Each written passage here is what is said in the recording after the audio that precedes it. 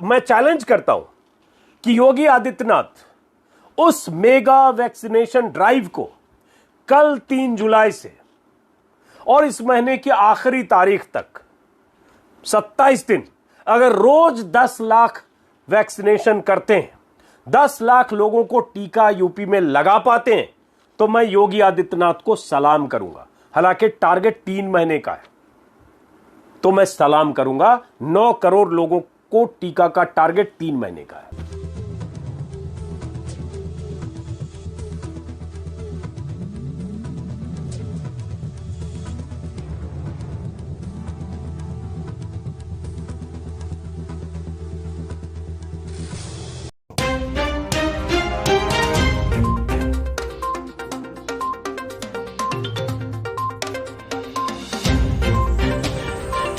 नमस्कार दोस्तों, जय श्री राम। बात करेंगे पत्रकार अजीत अंजुम के बारे में, और ये बात इसलिए करना जरूरी हो गया है क्योंकि पत्रकारिता का अब निम्नतम स्तर जो है वो भारतीय मीडिया जो है छू चुका है।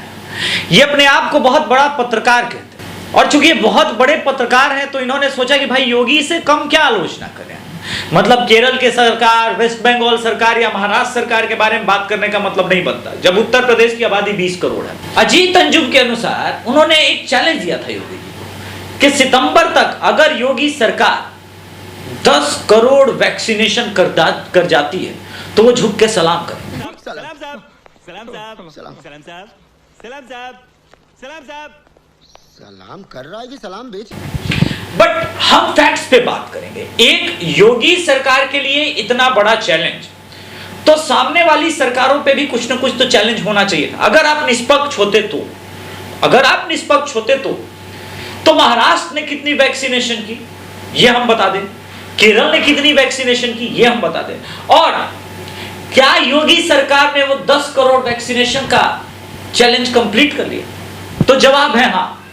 योगी सरकार ने सितंबर महीना कंप्लीट होने से पहले 10 करोड़, यही नहीं, सबसे लिटरेट स्टेट में, जिस स्टेट में, केरल में 2016 तक 62 मेडिकल कॉलेज थे, अभी भी 62 ही हैं, यानी पिछले 4-5 सालों में वहां पे मेडिकल कॉलेज बढ़ा नहीं है। एनीवेज, जहां पे 62 मेडिकल कॉलेजेस है, सबसे ज्यादा नर्स अगर पूरी दुनिया में कहीं प्रोड्यूस होते हैं तो वो केरल स्टेट है।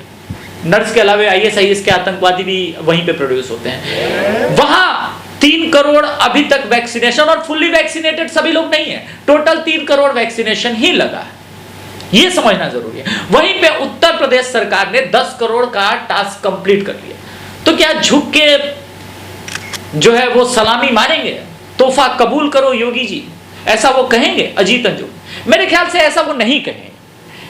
पर अगर आपके अंदर इंसानियत हो तो कभी, अभी आप जो जमीन पे ग्राउंड रिपोर्टिंग कर रहे हैं जैसे हमारी टीम करती है, कम से कम लोगों को निगेटिव बाइट के अलावे पॉजिटिव बाइट में ये तो आप बता सकते थे कि योगी ने फ्री में 10 करोड़ वैक्सीनेशन अब तक करा दिया। ये तो आपको इसके लिए कांग्रेचुलेट करना था ना। नहीं करेंगे, जानते हैं क्यों? क्योंकि भाई योगी विकास कर दे उससे क्या मतलब है?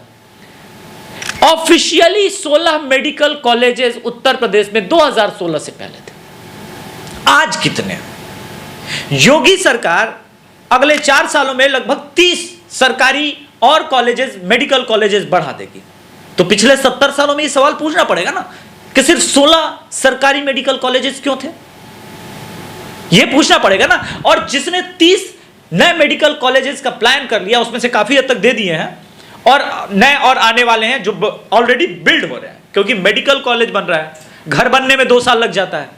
तो हमें यह समझना होगा कि जिसने 30 मेडिकल कॉलेज दे दिए उसकी तारीफ नहीं होगी। आप आखिर कौन से आंकड़े को मानना चाहते हैं? ये टाइम्स ऑफ इंडिया का मैं कॉलम दिखा दे रहा हूं। अब स्क्रॉल वाले कहेंगे कि भैया फैक्चुअली अनकरेक्ट है। एक्चुअली उन्होंने भी फैक्ट चेक के नाम पे यही कहा है कि 16 सरकारी मेडिकल कॉलेजेस थे, और मैंने भी यही कहा है कि 16 ही 70 साल में पूरे उत्तर प्रदेश में जहां सबसे ज्यादा आबादी है वहां पे सिर्फ 16 सरकारी मेडिकल कॉलेजेस। तो सवाल योगी से पूछेंगे या पिछली सरकारों से पूछेंगे? पिछली सरकारों से पूछना चाहिए। चाहे हाईवे हो, सबसे ज्यादा GDP अगर किसी सरकार में स्टेट GDP बढ़ा है तो योगी जी की सरकार में।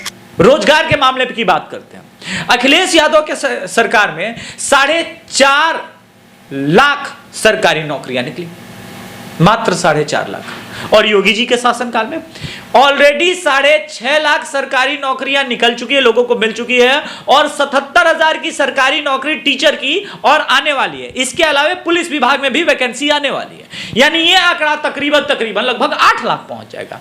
फिर भी रोजगार तो भाई अखिलेश यादव ने ज्यादा दिए हैं। आखिर कौन सा चरस, कौन सा माल, कौन सा गांजा आप लोग फूकते हैं पत्रकारिता के नाम पे? अगर आप लोग इसको पत्रकारिता कहते हैं तो भैया पत्रकारिता डूब के मर जाए। डेमोक्रेसी के नाम पे जो आप लोग नंगा नाच कर रहे हैं पत्रकारिता के नाम पे घूम घूम के, अरे फंडिंग कौन देता है इतनी फंडिंग? यहां सिर्फ पूर्वांचल घूमने गए तो हमारा पूरे महीने का यूट्यूब का पेमेंट जो आता है वो खत्म हो गया, और यहां पर जो है पूरा उत्तर प्रदेश घूम जा रहे हैं, किसान आंदोलन के नाम पे चरस बोल रहे हैं। चलिए किसान आंदोलन के बारे में बात कर लेते हैं। अखिलेश सरकार ने कितने लोगों का गन्ना का भुगतान किया था, यह आपके लिए मैं होमवर्क छोड़ जाता हूं। ऑनेस्टली जेन्युइन आंसर दीजिएगा। क्या एमएसपी थी अखिलेश सरकार के वक्त, और कितने गन्ना किसानों को और कितने चीनी मिलों को पेमेंट हुआ था, और कितने करोड़ का पेमेंट हुआ था, और योगी जी के सत्ता में कितने गन्ना किसानों का पेमेंट हुआ, भुगतान हुआ? यही नहीं, जब पेमेंट की बात होगी तो धान, गेहूं, सभी फसलों की बात होगी। और आप आंकड़े निकाल के देखिएगा, आप चौंक जाएंगे। अगर आपके अंदर जरा सी भी ईमानदारी है तो आप कहेंगे कि योगी सरकार के आसपास भी किसी ने काम नहीं किया। मगर जनाब इनकी पत्रकारिता देखिए, खुद हिंदू मुस्लिम के नाम पे लड़ाई जा रहे हैं। यानी योगी सरकार ने जो 10 करोड़ वैक्सीनेशन कराया, क्या कभी किसी के अंदर हिंदू मुस्लिम देखा? अगर हमारा मुख्यमंत्री हिंदू मुस्लिम नहीं कर रहा है और आप पत्रकारिता के नाम पे शाहीन बाग पे अटके हुए हैं, तो यह आपकी गलती है, क्योंकि मुख्यमंत्री की ऐसी सोच नहीं है। लेकिन अगर आप यह कहना चाहते हैं कि आजम खान, मुख्तार अंसारी या फिर अतीक अहमद जैसे लोगों पे कार्रवाई ना हो, तो आप योगी सरकार की गलती नहीं है। अगर आप यह कहना चाहते हैं कि अवैध जमीन पे, अवैध मतलब इनलीगल, इनलीगल मतलब डेमोक्रेसी के खिलाफ है, जहां पे मस्जिदें खड़ी हैं, आप यह कहना चाहते हैं कि सरकार उस पर कोई कार्रवाई ना करे, और अगर वो कार्रवाई करती है तो क्रिमिनल हो गई। मैं बात कर रहा हूं बाराबांकी के मस्जिद के बारे में। अरे 100 साल पुरानी और 1.5 साल पुरानी, ये तो सरकारों की गलती है ना कि 100 साल से वो मस्जिद वहां पे क्यों खड़ी थी जबकि इनलीगल थी। यानी आपके अंदर या पूर्वोत्तर सरकारों के अंदर ये कुव्वत नहीं था कि वो सही ढंग से डेमोक्रेसी का जो है पालन कर पाए, न्याय कर पाए लोगों के लिए। तो ये तो आपकी गलती है, इसमें योगी की गलती कहां से आ गई? इसीलिए दोस्तों, जब 2022 में आप वोट करने जाएंगे तो इस बात का ध्यान रखिएगा कि जिसे आप वोट कर रहे हैं, क्या वो आपके स्वास्थ्य के मूलभूत सुविधाओं के ध्यान रखने योग्य है? क्या वो आपको बेहतर शिक्षा प्रोवाइड करा सकता है? क्या वो आपको बेहतर इंफ्रास्ट्रक्चर दे सकता है? क्या आपको बेहतर सड़कें, बिजली, पानी दे सकता है? और अगर वो दे रहा है तो बेहतर मुख्यमंत्री। अगर वो क्राइम फ्री स्टेट बना रहा है तो बेहतर मुख्यमंत्री।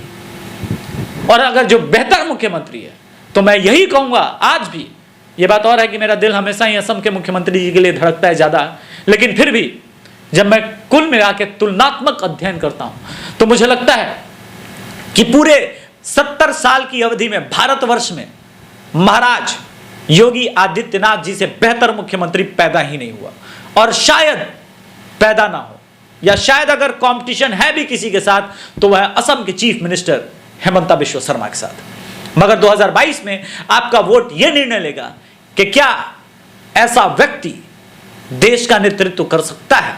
उत्तर प्रदेश में क्या आप 350 सीटें देंगे, ये हम बताएंगे अपने ओपिनियन पोल में, जो कि जल्दी आने वाला है।